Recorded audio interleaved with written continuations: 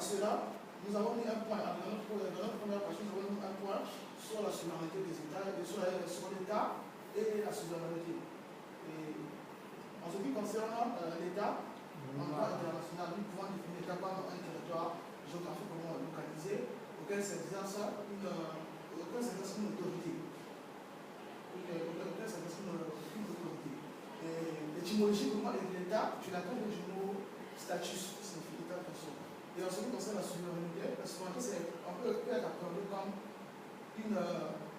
un pouvoir de commandement, une autorité qu'on donne à un gouvernement pour aller exercer certaines autorités sur une population donnée. En ce qui concerne l'État a pour limite les frontières et autres, mais la souveraineté, par contre, elle a d'autres limites. Donc, en premier lieu, nous pouvons citer les organisations internationales, j'ai eu les organisations internationales comme les Nations Unies, l'OMC, l'Organisation mondiale du commerce, l'UEMOA, la CEMAC et l'Union africaine, l'IEC, qui sont les organisations internationales qui font qu'il y ait des limites au niveau de la souveraineté des États, du fait que ces organisations poussent l'État à limiter leur souveraineté et à respecter les normes du droit international. Et excepté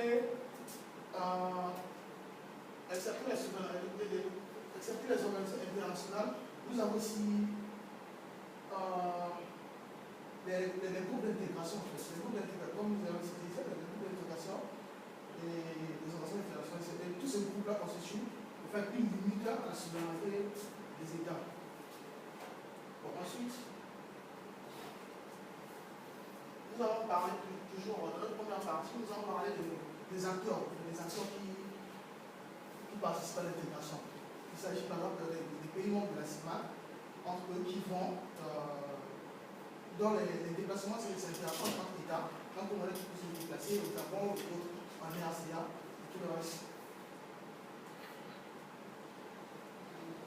Maintenant, en ce qui concerne l'histoire historique de la CIMAC, comme je vous l'ai dit tout à l'heure, au départ, on avait l'UDEAC. L'Union douanière économique de l'Afrique centrale, qui était créée en 1964, signée en 61. Il y avait d'abord l'UDEAC, qui était l'institution de l'organisation économique des pays des États africains. Ensuite, il y a eu le retrait de la RCA et puis du Tchad, d'où il y a eu l'existence de l'UEC, l'UAC, l'existence de l'UAC. Mais 2 ans après, ça n'a pas aussi marché. Donc le Tchad a fait marche en arrière, le Tchad et puis le RCA a fait marche en arrière pour rejoindre l'UDEAC. Suite à cela, en 1991, le traité, par contre, les présidents de l'Union africaine ont voté, les présidents de la zone CEMAC ont voté à l'unanimité l'institution d'un nouveau souffle pour essayer d'aménager l'économie et tous les problèmes qui contenaient en fait, d'où la création de la CEMAC en 1994 et son entrée en vigueur en 1999. Ici, nous sommes dans la deuxième partie de notre travail.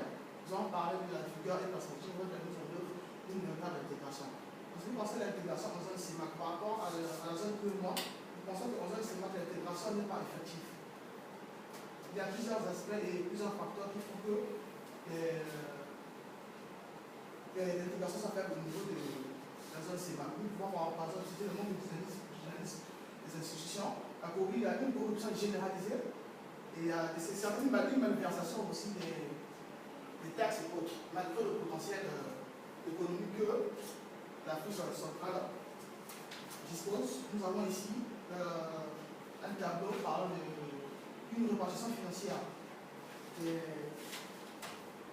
Répartition financière des États de l'Afrique centrale. Nous avons ici, par exemple, en premier lieu, nous avons les recettes plus les dons, les recettes fiscales, les recettes non fiscales, et autres. Et cela, et malgré ce potentiel financier, l'Afrique centrale, jusqu'aujourd'hui, l'intégration n'arrive pas à atteindre son apogée et elle est encore en état embryonnaire. Nous avons aussi des prévisions de 2006. Malgré cela, nous constatons encore que la zone CIMAC n'avance pas. Ensuite, nous avons aussi une certaine accepté ces facteurs cités. Il y a aussi l'absence d'infrastructures. En zone CIMAC, les infrastructures de communication et autres ne sont pas vraiment appropriées pour faciliter une intégration de telle sorte que soit.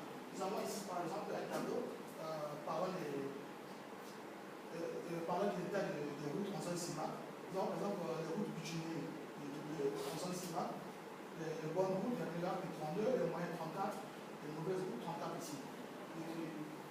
Sur ce tableau ici, nous avons aussi le nombre de kilomètres par carré, le nombre de kilomètres carrés des routes bituminées et des routes principales bituminées et des routes principales non bituminées. C'est ça, c'est ces facteurs contribuent aussi à ce faible taux d'intégration en zone CIMAC. Ensuite, nous allons parler de la fragilité politique. Il y a une certaine fragilité politique au niveau de l'Afrique centrale. Par exemple, lorsque le président, le défunt président Omar Bongo Bello, le président de la zone CIMAC, il a exercé 147 ans de pouvoir. Et cela crée des contestations populaires. Parce que nous avons des contestations populaires, nous avons assisté à beaucoup de contestations populaires qui sont souvent sanglantes. Et quand sanglantes, il y a beaucoup d'épargne humaine et matérielle. C'est le cas par exemple du Congo Brazzaville en 1999.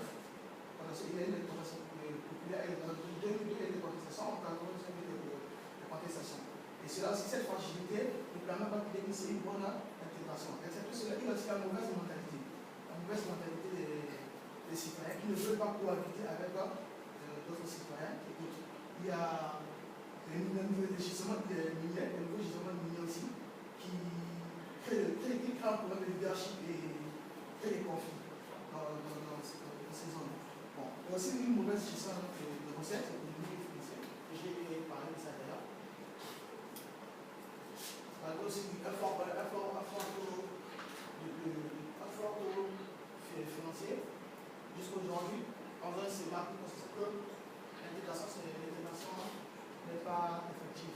Ensuite, en ce qui concerne, excepté ce que nous venons de développer, il y a une perspective optimiste d'une certaine part qui prouve que la zone CIMAC peut, dans une certaine mesure, se développer. Mais pour arriver à cela, il faut passer par le changement de mentalité de la population, des dirigeants.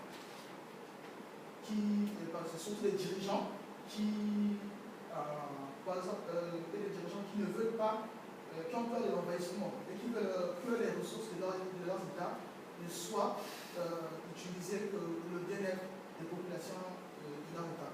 Ensuite, là, aussi, il y a une politique budgétaire d'éducation publique, d'éducation des matières premières qui a été mise en place et que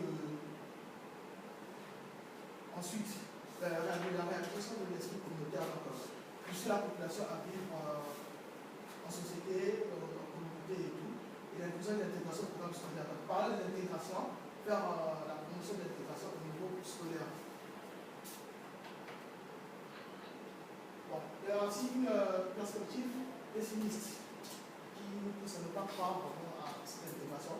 Il s'agit par exemple de la forêt depuis les pères. Le programme d'économie régionale, qui n'ont pas eu à faire des projets d'envergure, des projets d'infrastructure et autres d'envergure pour permettre de faciliter l'intégration dans zone CIMAC. Malgré le passeport communautaire adopté en 2000. En 2010, l'intégration n'a pas changé, n'a pas vraiment changé, elle est toujours restée à un faible taux. De même, la peur de l'envahissement et la xénophobie. Voilà, par exemple, certaines personnes qui vont dans certains territoires sont maltraitées, non pas seulement par la population, mais aussi par les autorités. Une peut-être image que j'ai mis tout à l'heure, c'est que c'est extrêmement suivi par les personnes qui.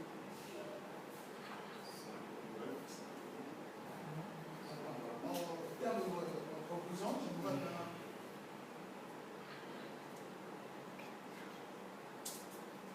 en conclusion, j'aimerais, suite à l'analyse que j'ai faite sur l'intégration aux zones CIMAC, nous pensons que la zone CIMAC, l'intégration